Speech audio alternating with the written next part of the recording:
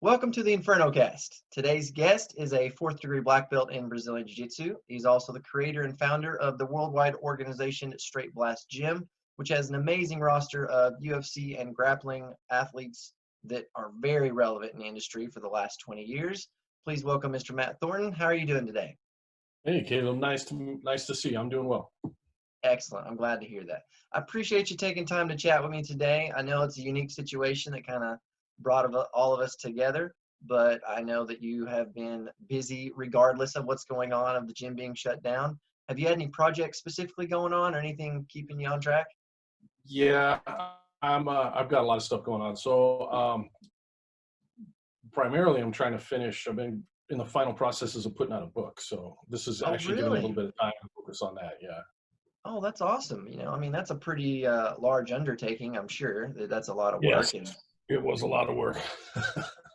And I'm sure finding time for that was a challenge, especially with the organization and everything, which I'm sure is keeping you busy, but that's exciting. Well, we'll definitely be looking to have that come out. The purpose of our conversation today was to kind of look at your lifelong, journey of martial arts and maybe take some of the lessons that you've learned from that journey to pass on to others. So maybe it doesn't take them so long or they can avoid some of the cautionary tales. But first, Right. I wanted to go back to when you were a kid. What was your first influence of martial arts or like your first interaction with martial arts that just kind of made you intrigued where you're like, man, I want to do this? Good question. I think it would have had to have been probably, honestly, the Kung Fu TV series with David Carradine. Nice. Because Yeah. my parents weren't really into allowing me to watch either horror movies or violent movies, which they would consider martial arts violent movies. Right. But Kung Fu was on TV. And then sometime after that, within a few years or whatever, being as a little kid, I remember watching my first Bruce Lee movie, which Yep. I actually think was it was on TV, and I think it might have been I think it was renamed The Chinese Connection, but the one where he fights all the Japanese Yeah. guys. No, I remember And that. yeah, I loved that particular movie, and I became kind of obsessed with martial arts after that. That's awesome. So what was your first class or your first official, like, man, I'm getting to learn this for real? My first class, my dad put me in a local Kempo karate class that was at the community center. I think I only went for about a year. It was very traditional, Yeah. kind of karate, but that was about it. Yeah. Yeah. What age was that? Gosh, I was probably, I want to say maybe 10, Okay. Yeah. Yeah. 11. About that age. Yeah. So you're doing the traditionals, you're watching the movies, you got the uniform, you got the belt. Like, at that age, was it completely fulfilling and it was cool and you're a ninja, or was it, when did that desire for more start to hit you? I got in a few fights. So I got in fights in school and discovered pretty quickly that the karate didn't work that well, and became kind of obsessed with what works in fighting and what doesn't work in fighting. And I only know this in hindsight, but as I look back as an adult, I can see that from a very young age, I was kind of fascinated by that question. I remember asking my dad a lot of questions about fighting and trying to gauge whether Bruce Lee could actually fight or not fight, or if he was just a movie star. And I was kind of always motivated by, truth in martial arts. Yeah. I mean, I think that a lot of people hit that transition in their career where they just start asking a few more questions. Yeah. Where it's like, well, what if this happened and what if that happened? And, so Yeah. that's interesting. So, well, now, where did you grow up? Hollister, California. Okay. So, so wrestling was, a regular sport out on the West Coast. So that was something you've seen. Was there much of a crossover influence or discussion about wrestling within your martial arts journey at that time? No, stupidly, I did not think of martial arts or as wrestling as a martial art, which of course it was probably the most functional martial art that I had access to. And I'd been in enough fights and been taken down to the ground enough by people that had done wrestling that I should have known better.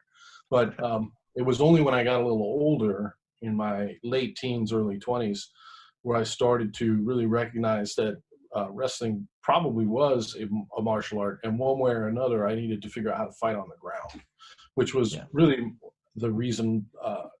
That more than the Bruce Lee movies was what made me gravitate towards Jeet Kune Do concepts, because I would look in the martial arts magazines and I would see the sequences they were teaching, where they would show it, entry to a takedown and then a submission.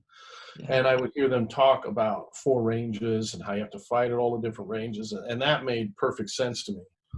So that was kind of the philosophy, the idea that had me gravitate that direction. But no, like a lot of jiu-jitsu people who grow up and do jiu-jitsu as adults, I look back and wish I had done wrestling as a kid. Of course, yeah, everybody does. But man, that's a throwback on the instructionals in the magazines. There's a lot of people out there now that are like, "What? You mean there was a magazine that had pictures of step by step on how to do a technique?" Oh, I used to go to the library to, you could look at them in the library. Yeah. Oh, let me turn that off real quick. Okay.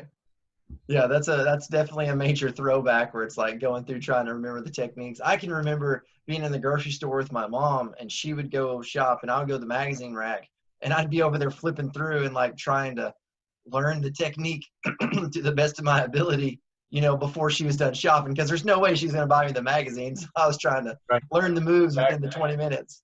Exactly. Yeah, it was definitely it was a good time. So you found JKD. What was that influence like for you? Did you feel like, man, finally I've got a structure, these are the answers, or, what did that progression look like for you? I enjoyed it for the first couple of years I did it. So my first introduction to Jeet Kune Do was I went in the Army as soon as I turned 18, got out of the Army. When I left the Army, I moved back to California where my parents were, and I had decided I had done a little bit of boxing in the Army. And I had decided I was going to do boxing or kickboxing. And also, if I could, I wanted to find a Jeet Kune Do concepts instructor to get the other aspects that weren't in boxing, kickboxing. But I was always a little bit confused by the extent of which I saw the Filipino martial arts involved in that. But that wasn't really my focus, but I wanted to get all 4 ranges.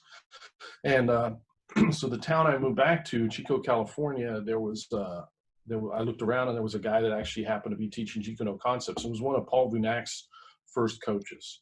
Yeah. And so I went to his house, I started taking lessons with him. And then, after that, I was training every single day, several times a day.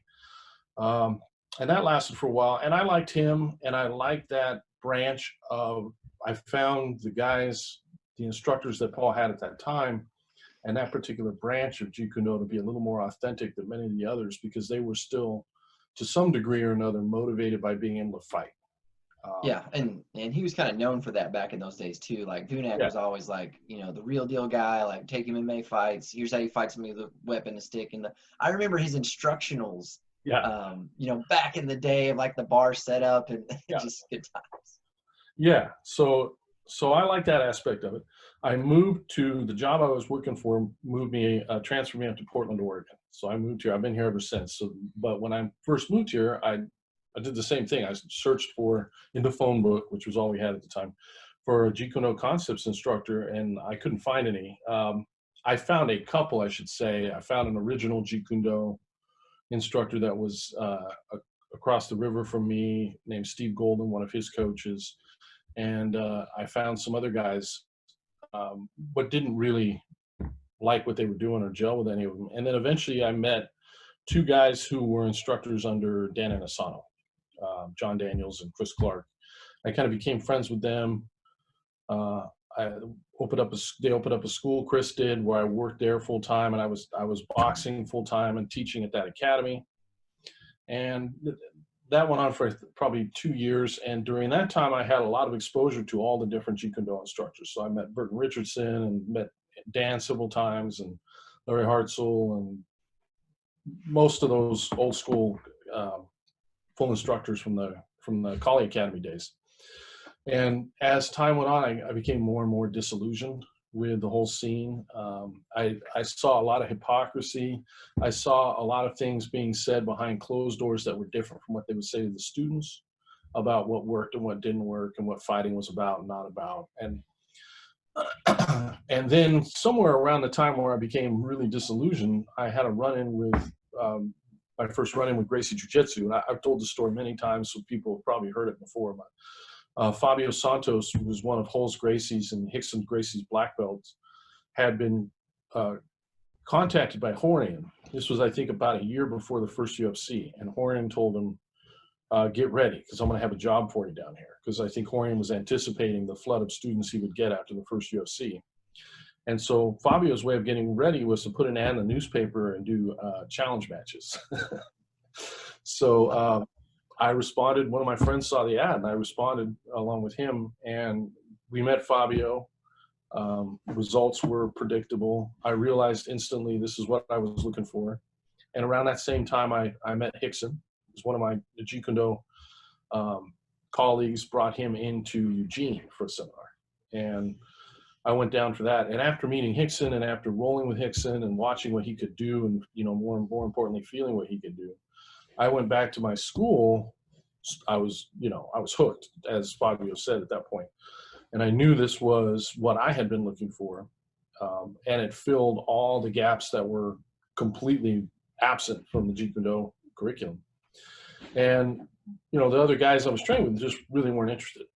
And that was the time when I realized they're not really motivated by the same thing. Part of it was none of them understood anything about fighting, but a bigger part of it, I just don't think any of them really cared. And that's not what it was about. It was more of like a social club. It was about collecting techniques and gathering certificates and working your way up through this hierarchy that they had created. And for me, I was just interested in like learning how to fight. So I left that place and opened up my first school, which was the first Straight Blast gym. And my reason behind doing that, and the only reason why I started teaching at all, was to build training partners. I just wanted training partners for myself. So, because I was a white belt at the time, shortly after Rickson became blue belt, but that was my focus. There's two things you kind of mentioned in there. Like, one was Larry Hartzell. Like, that is OG grappling. Like, a lot of people, they just don't appreciate that name because, he was definitely a pioneer back in the day of trying to put this together. And, that's an amazing part of the story that, people, they need to go Google that. Like, go find out who Larry Hartzell was. I liked him a lot. He was one of my, of all those guys, he was one of my favorites because he was a sincerely nice guy. And I have no doubt that had he been younger, had he been my age or even just 10 years younger than he would have been a full-on Brazilian Jiu-Jitsu practitioner. But, at that time, his hip, he had to have hip surgery. He had trouble just walking. But had his body been capable of it, I have no doubt he would have jumped in. Oh, absolutely. He was just a hardcore martial artist, like you said, a great guy with an amazing work ethic, which unfortunately, too many miles on the car, you find stuff later in life and it's tough. But the other thing was, so you basically discovered Gracie Jiu-Jitsu by taking the Gracie challenge. Like, that's the underlying part of that story that you kind of breezed over. That was like, yeah, I called the ad and I was like, sure, I'll take an open challenge. Yeah, it was more just a chance to see, here's a guy who's willing to pay you if you can beat him up. Yeah. And I like I said, I was boxing 6 days a week at the boxing gym. For my workouts were typically 3 hours.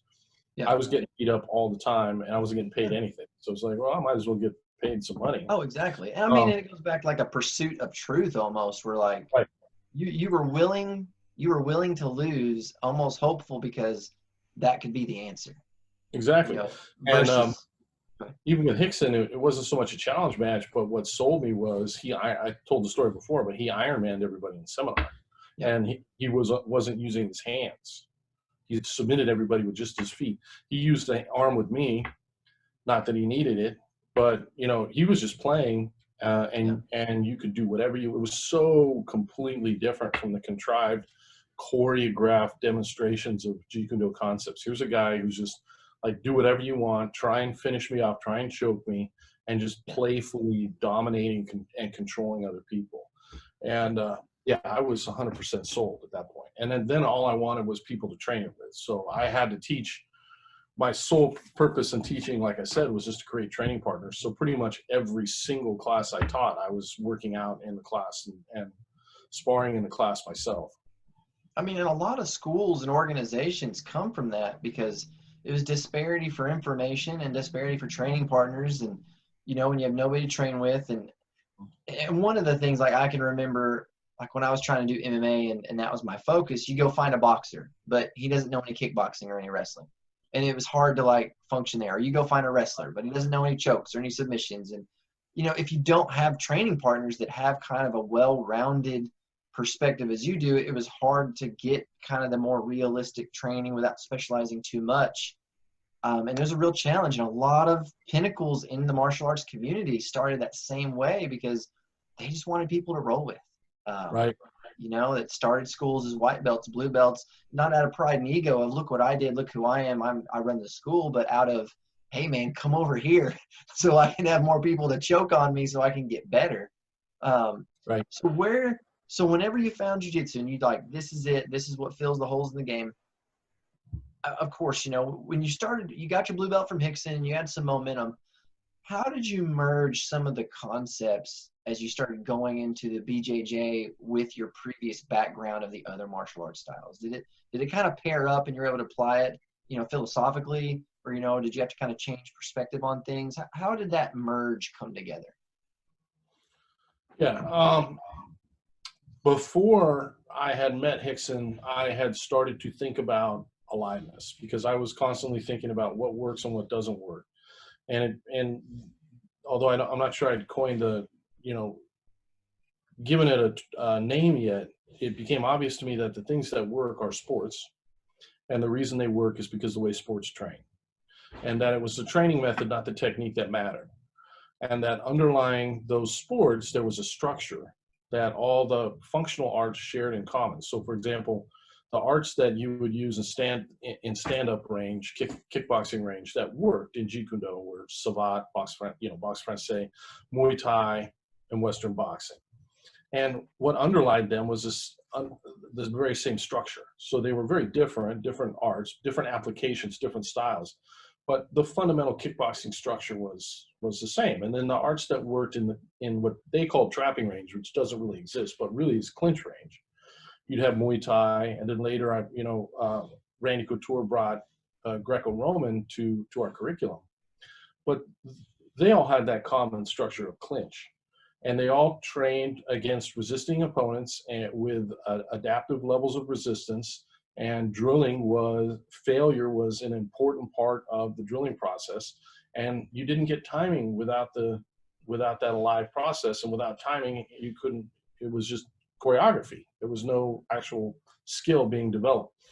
And so the philosophy that started SBG and that remains actually at the core of Straight Blocks Gym is aliveness. And with aliveness, you can take anything and make it functional.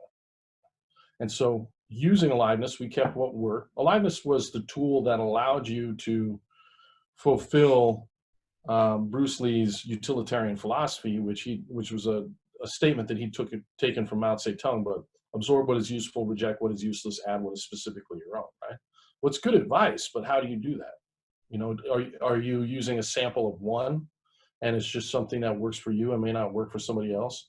And aliveness was the epistemology that allowed you to achieve that goal, that conclusion, allowed you to actually do Jeet Kune Do. And so that was the philosophy that started the gym. And then everything went through that filter, and the stuff that was working for people, we kept, and the stuff that wasn't working, we got rid of very quickly. And in the end, what we were left with was, you know, there's a few idiosyncratic things that maybe we do, but primarily what looks like today would look like modern MMA. You know, solid boxing and kickboxing, more boxing just because of my background in kickboxing, but some solid boxing, kickboxing, some stand-up clinch and wrestling, which is primarily Greco and some Muay Thai, and then Brazilian Jiu-Jitsu as soon as it hits the ground. That became our curriculum.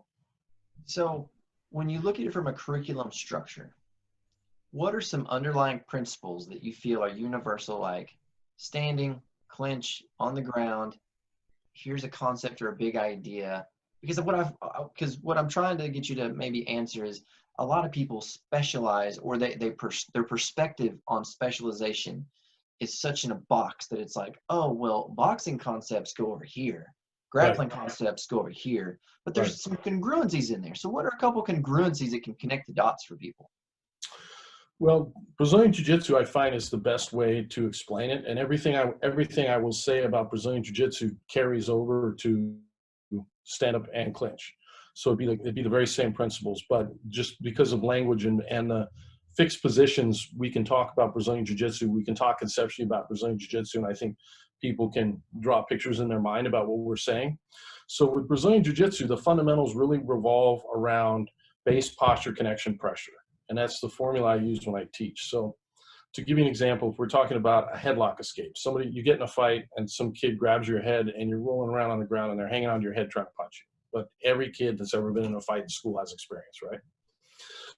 If somebody doesn't know anything about how to fight, they're going to go right to pressure. And pressure is pushing, pulling, grabbing, shoving, hitting, trying to pull your head out. That's pressure.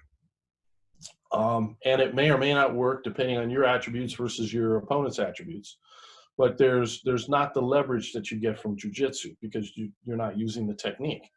Once you understand how to fight on the ground efficiently, then the first thing you do is you establish a base. You get a base so that that's your platform. And then you put your body in a particular position in relation to your opponent's body. That's your posture. And then you apply pressure. So now you're applying pressure from base and posture, and all of a sudden you have leverage, and a smaller, weaker person can beat a bigger person. And so what Brazilian Jiu-Jitsu teaches people to do is stay calm, get base and posture, and then apply the correct pressure, angles of force in a given direction. And that's how all good Brazilian Jiu-Jitsu works. Rickson's particular style of Jiu-Jitsu, there's a piece in between the posture and pressure that he calls connection, which is also very important. But it would look identical, which is why he calls it invisible jiu-jitsu. So it's still going to be, to the outside observer, it's going to look like base, posture, pressure. And that's what all good grappling arts are going to do. It doesn't matter if we're using a movement from judo or catch as catch can, or if you're doing it efficiently, if your goal is efficient movement on the ground, which for us it is. And by efficient, I mean being able to use as little as possible, but no less attributes. And of course, that should be the goal, because otherwise, how are you going to beat somebody bigger and stronger than you? So you're trying to find the most efficient technique possible so that you can overcome discrepancies in attributes. And the key to being efficient when you're fighting on the ground is getting base and posture before you apply pressure. And once people understand that formula, then then it's just a question of what posture do I need to be in relation to my opponent, which angles of force work from here, and understanding angles and how to apply them. And then people can progress from white belt to black belt, provided that they're drilling with aliveness and rolling where the timing comes from. And like Rickson said, jiu-jitsu is knowledge of technique, yes, but as we all know, what makes the difference between one player who is able to completely dominate the other is timing, right? There are purple belts who know a lot more techniques than black belts, where the black belt's going to come in and the purple belt might actually even know exactly what's happening to them, but there's nothing they can do to stop it. That's timing. That's the timing of jiu-jitsu. And so that is the formula for the ground. And stand-up, it works very much the same way. You're focused on distance. You're going to have footwork. You're going to have posture. You're going to have pressure applied from posture. You're not somebody that doesn't know how to strike properly. They're just swinging wildly, but they don't have base. They don't have the right posture. They're not punching from the ground up, so they're not getting their leverage correct. They're not able to maximize their body weight when they hit another human being. So those fundamentals of human movement have always been there. They're based in physics. They're not relative. So there is a better way to do them. It's not subjective. And they will transcend environment and era and geography and uniform and individual attributes. So when I talk about those fundamentals of fighting, I'm talking about them in a very universal way, where it doesn't matter if it's Brazilian or Japanese. If the rear naked choke is done efficiently, it's an efficient rear naked choke, and it would be the same in Japan as it is in Brazil. In the same way that you and I are never gonna have a conversation about Canadian geometry. And so, once people understand that, then I think they can, and they understand that that's the fundamentals of fighting, and then they understand how to train in a way that's going to get timing and also not give them brain damage and wreck their body. So they know how to train it correctly with aliveness. Then you go on and develop your own individual style. And everybody will fight. Every jiu-jitsu black belt has a completely different style, but underlying their style are the same fundamentals. And every MMA fighter, even more so, is going to have just such a massive variation of what they can do. But underlying that will be the same structure of sound fundamentals and stand-up clinch and ground if they truly are great. And that style they develop over years of alive training. And to me, I mean, if you want to just talk about the philosophical aspect of Jeet Kune Do, to me, that's what Jeet Kune Do was supposed to be. I believe that's what, you know, Bruce Lee was looking for. That's ultimately what he would have come upon. And that would be the true Jeet Kune Do, which is essentially what we do. But instead, what happened, and you can stop me anywhere along the way if I'm going on too long, but what happened is Jeet Kune Do got broken up into two camps, where the first camp just wanted to preserve exactly what Bruce Lee did, his style, which you mentioned before, like the Jeet Tech and all that. And that would be like everybody trying to mimic, I don't know, Conor McGregor's style. So everybody's going to fight, like Conor kicks this way, so we're going to learn how to kick this way. Conor punches this way, so we're going to learn how to punch this way. What the original Jeet Kune Do people are trying to do is they're trying to mimic how a 130-pound fighter from 1973 fought. And that's kind of silly and misses the point. And then in the Jeet Kune Do concepts area, they just completely threw away objective truth. And it became like an all-you-can-eat buffet where some of it was nutritious, here's some boxing, and then some of it's absolutely ridiculous where you're going to sit in a cross-legged C-Lot stance. And then when people question it, the answer is, well, all arts have something good to offer and everybody can make something work in a particular time, which is bullshit. You know, there are better ways to do things. And so they just completely lost their way. And the only people who I think really wound up doing Jeet Kune Do are the MMA fighters. It's that, you know, and you talk about like that evolution of training methodology, excuse me, because when you look at like other sports, other physical activities, and look at their evolution of like, I mean, look at baseball, like the way that they used to play baseball, the gloves they use, the equipment they use, the training methodology of that versus to what it's evolved to now, you know, has changed, and it has to be living and breathing. And I think that, you know, the straight blast mantra of aliveness is a very good descriptor of exactly what you're trying to do. You know, and it's ironic. I just, so like this t-shirt's my coach's shirt, because his school's called Living Defense. And I remember when I met him, I was this cage fighter, and I'm like, why is your school called Living Defense? Because I was 20 and I just didn't know any better. You know, and he was trying to explain of like, well, it's just this idea that it's perpetual. It has to keep growing.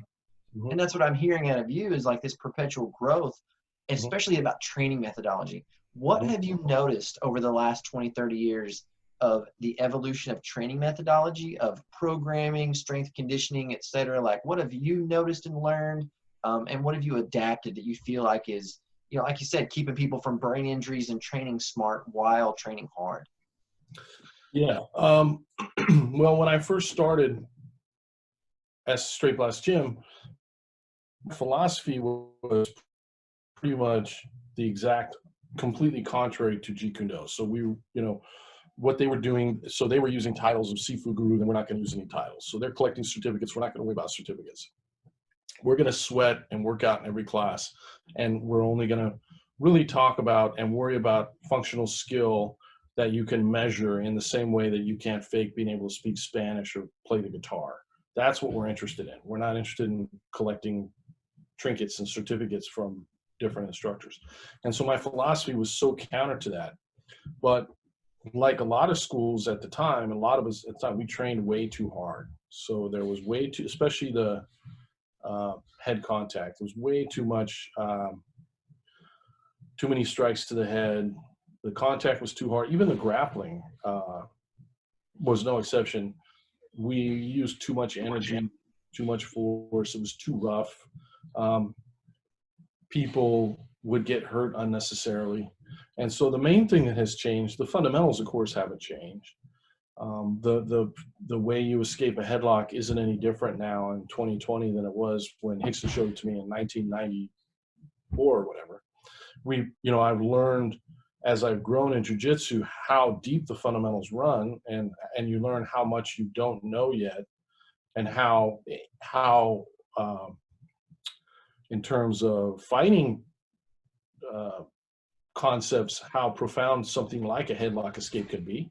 You do figure that part out, but that part hasn't changed. But what has changed is, well, how do we train that and get students to be able to do that really well, and they're not going to get hurt, so that they can go back to work the next day and their neck is not sore and they're not getting brain damage, especially with the MMA and the brain damage. And that's the biggest evolution for us as an organization. So when I started teaching, my students were who stuck around. They were the people who were left after everybody else got beat up and left, and were willing to train as hard as I wanted to train and be basically my sparring partners and be each other's sparring partners every single day to try and get better. And the only people that stuck with my gym were those kind of people. And oftentimes those kind of people, they were already tough, right? Mentally anyway, right? They were already had some wrestling or something. And the really negative aspect of that is so many people that could have used jiu-jitsu, that could really need jiu-jitsu, the weaker people that could be built up and made stronger, got weeded out in that early process. And so now it's very, very different. Now, if you come to my school in Oregon, you're going to see, and back then when you showed up, you would see a whole bunch of guys who were all under 25 and maybe one woman. Now, if you're going to come into my gym, you're going to see people of all ages, all the way up into their 60s. Probably 40% of the gym at least is female. There's kids and families training together. And people who may think that there's been some compromise along the way for business, it's actually been the opposite. My athletes now, my competitive athletes and my fighters, our fighters in the organization, are better than they've ever been. So that's just the evolution of training smart. Right. And you almost got to take a scientific approach to it. So, which that leads me to a good question of, has your definition of success changed in that 20, 30-year period? Like, when you were younger, what was the definition of success at the time? Like when you started the gym, when you were trying to be, this type of group and this is what we stand for, versus what's your definition of success now? How has that changed and evolved over the years?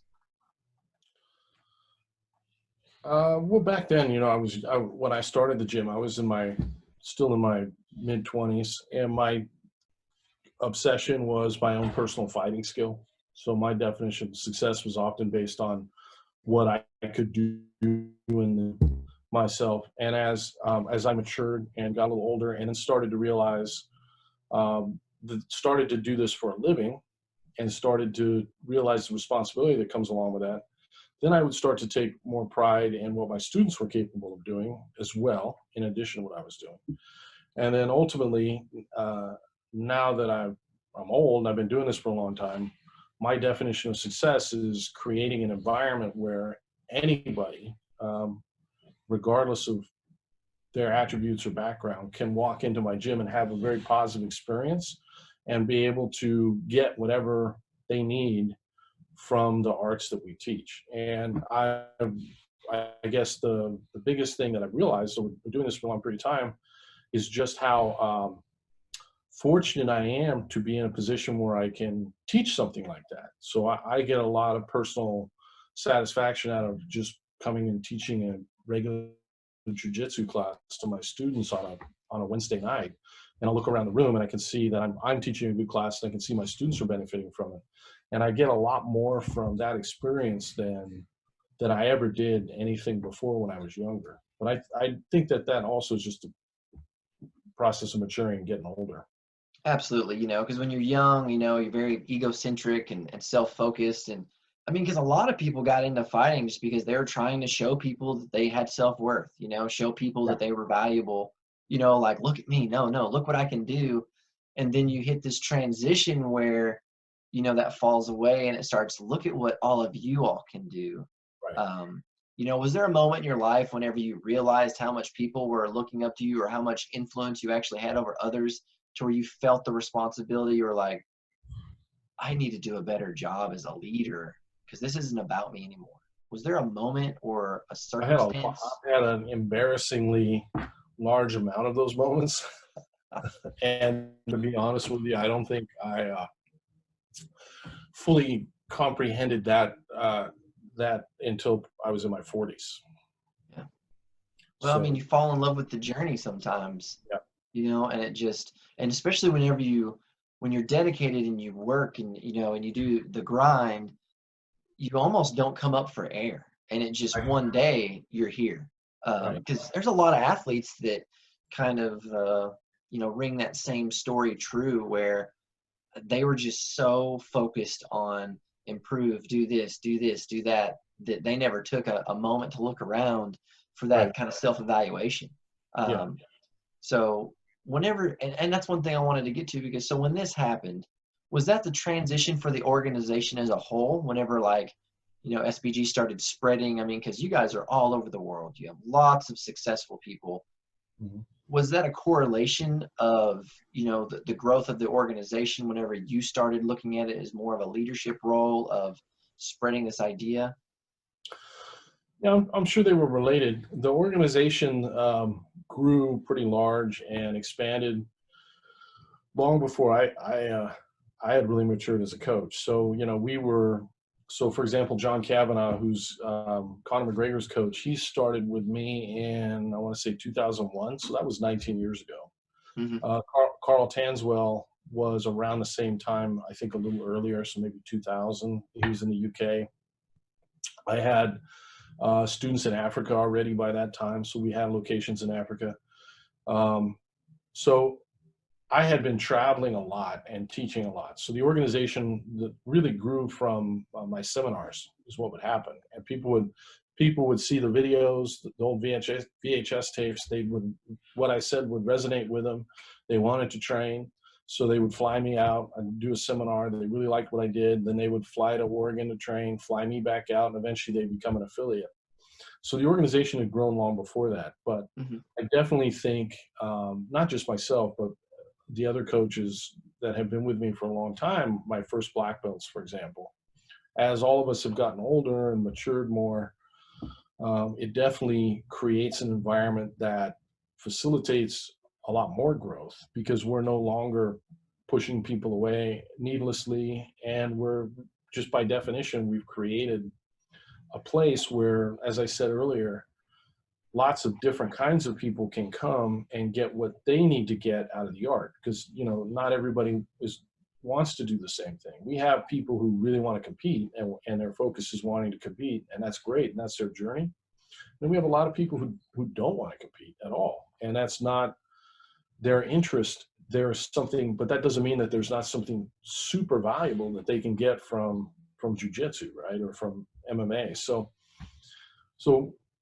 the plus side of creating a healthier environment that welcomes everybody is, of course, also your organization's going to grow in a positive way. And, you know, like I mentioned earlier, there's going to be people on my mat. I have one of my purple belts is, I don't want to say the wrong age, but he's at least 65. And having someone like that on the mat who's training alongside everybody else, who's good, he's a legit purple belt, but just having somebody that has that maturity on the mat, that's good for everybody. That's good for the young athletes, the 19 and 20-year-old fighters. They have someone else on the mat that can be a role model for them and to help, you know, model what it means to be a mature male in a way that they wouldn't if nobody in the gym was over 30, you know? So having that bigger community, that bigger tribe, it's the same thing with having women on the mat. They bring a certain social element to the organization and a certain wisdom that might otherwise be absent. So having that where everybody's on the mat, I think is super important. So like diversity is almost bringing out, you know, improvement for everybody because, and that's one thing that I think that you're absolutely correct on is people in the martial arts, especially when they're young, you get very focused on one thing, one way. Yeah. And now you're bringing out this, like, there's different ways, there's different interpretations and nuances you learn. I mean, because even just like when you're teaching, young athletes, 21-year-old D1 wrestler comes in, you're trying to teach him jiu-jitsu. I mean, it takes a year for him to calm down to where he can retain any type of technical knowledge. Right. But if you have a diversity of people on the mat, I think that it shortens that sometimes. It Sure. seems like, what? Oh, hey, I'm going with this guy's a little bit older. We're gonna go easy. We're gonna flow, and he learns that concept a little bit sooner.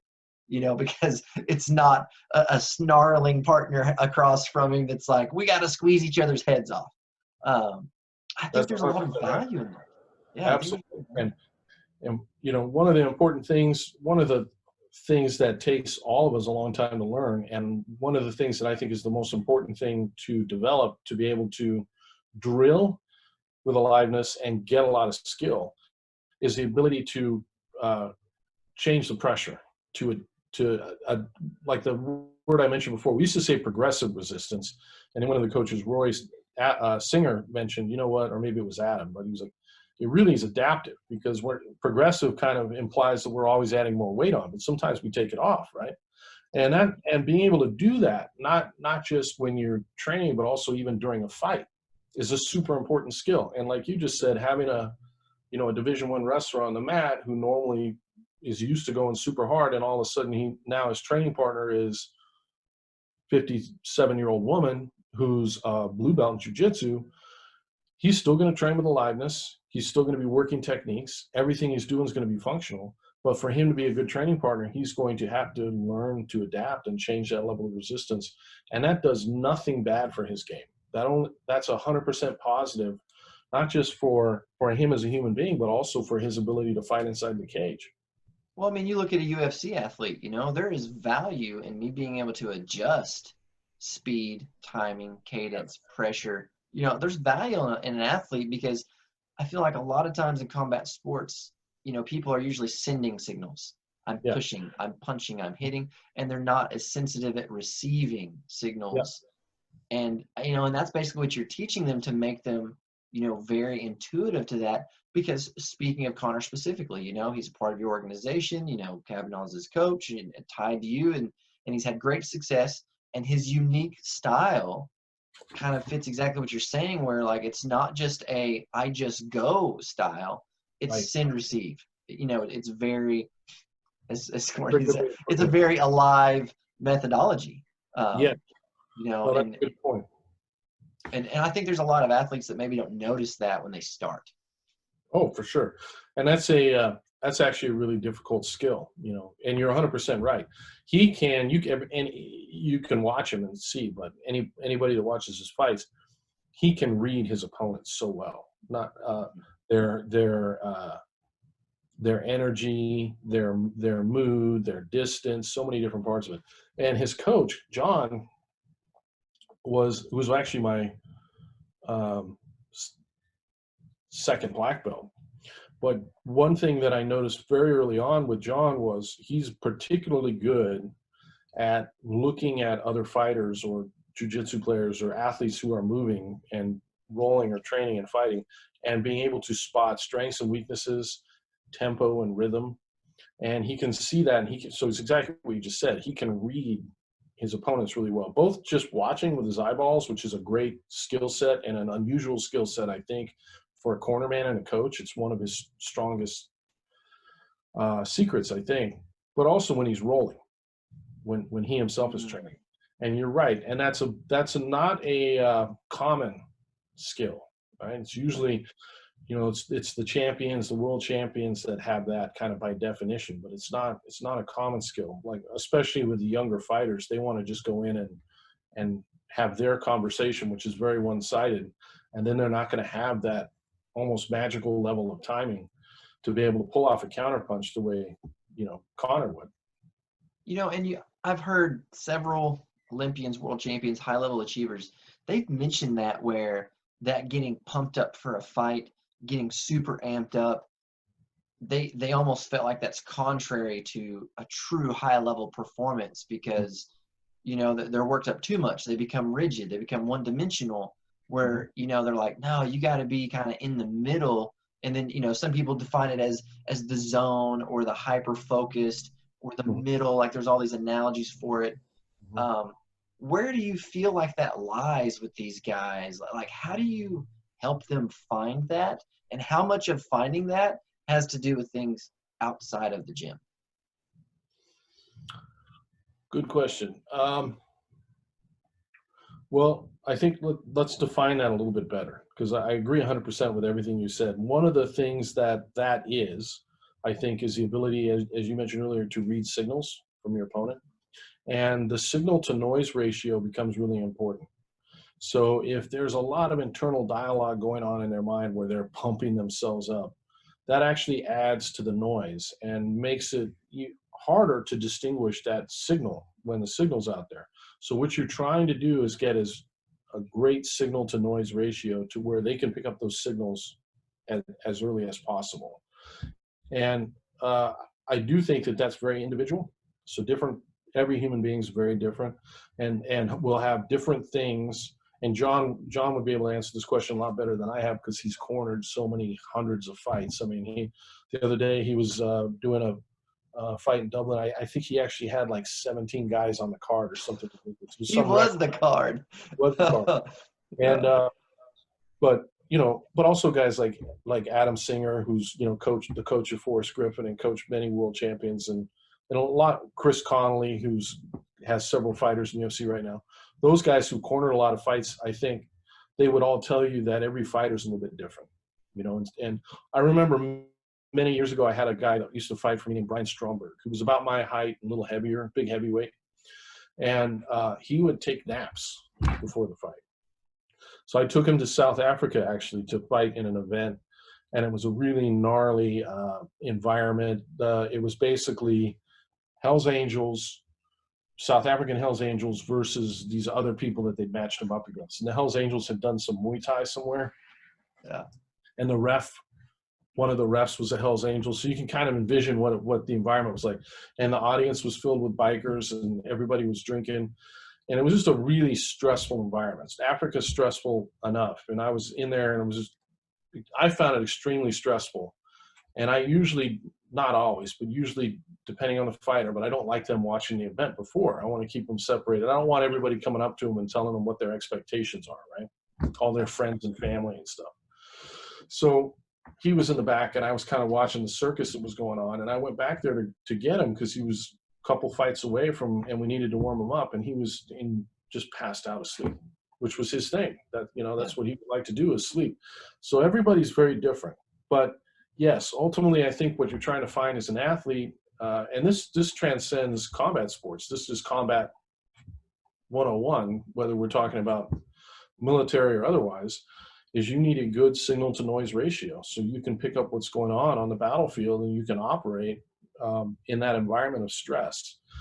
And every fighter is a little bit different, but the coach and the fighter together the coach has to be able to read that person, read that individual, find out what makes them tick in that sense, and then help them get that correct signal. But exactly what you just said, very often the kind of simplistic, like pumping people up and getting them all riled up. So there's a percentage of people that might help, but for the vast majority, all you're doing is increasing the noise instead of the signal. Which I think almost goes back to what you talked about when you started the gym, of the people that were able to kind of continue training with you, that were able to survive that environment.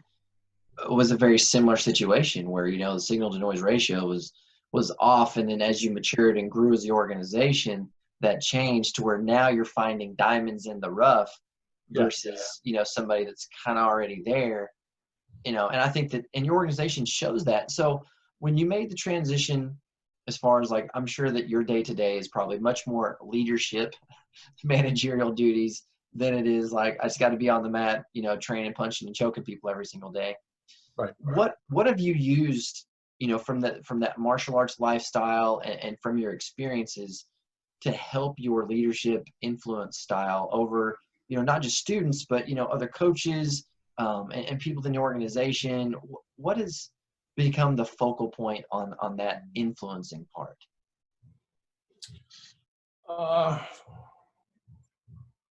Also a good question.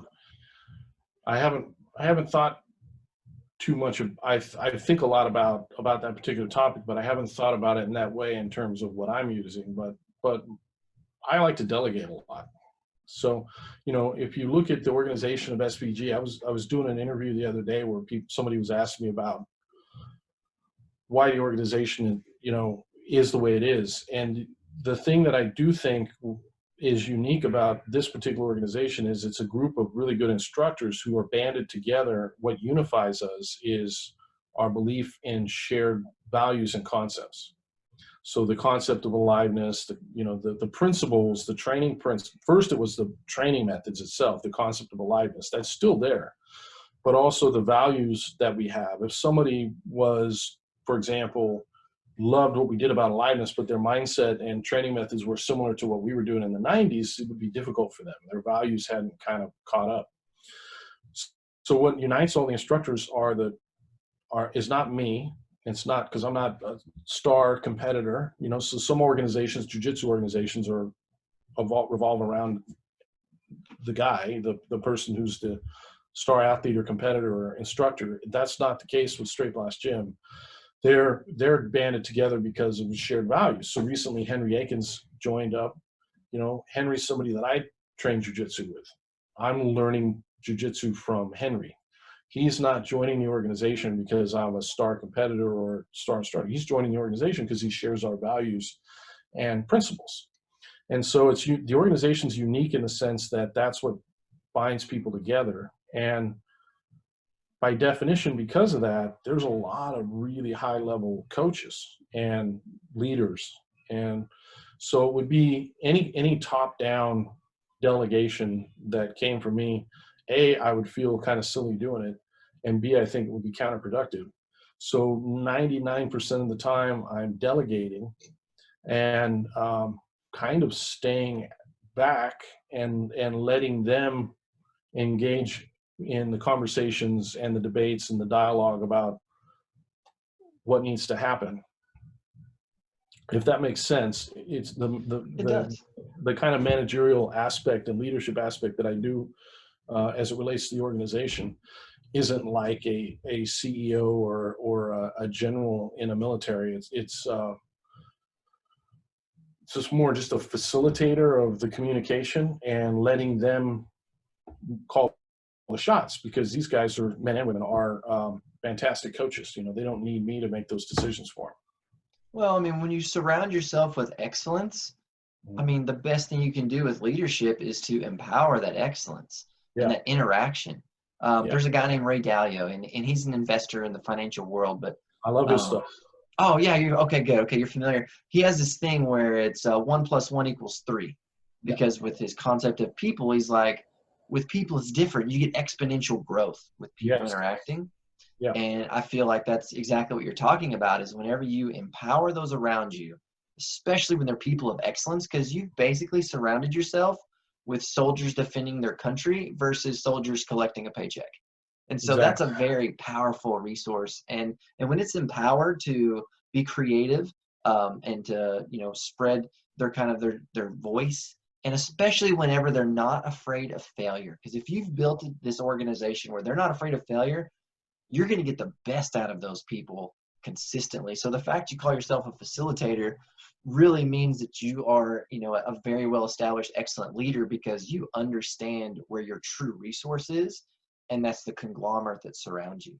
So I think that's a very educated approach that, you know, reflects the success you guys have had with your organization across the world, because you're putting people in a position to create, you know, and stand for something that they want to. Like, that's one thing that moral value compass, especially just for me, you know, I tell people all the time that my greatest joy in life is I've found excellent high-level martial artists that are also excellent high-level people. Mm-hmm. You know, that was my greatest joy, because there was a time in my life where that didn't exactly happen. We're just harder to find that. You're just so desperate for information, especially being younger, naive. You know, you just don't know what influences you need to be around or listen to, and how far that advice needs to go. You know, like, here's advice in the gym. Is that the advice I need to be taking outside of the gym? And you look at these powerhouse organizations, and it goes back to exactly what you said.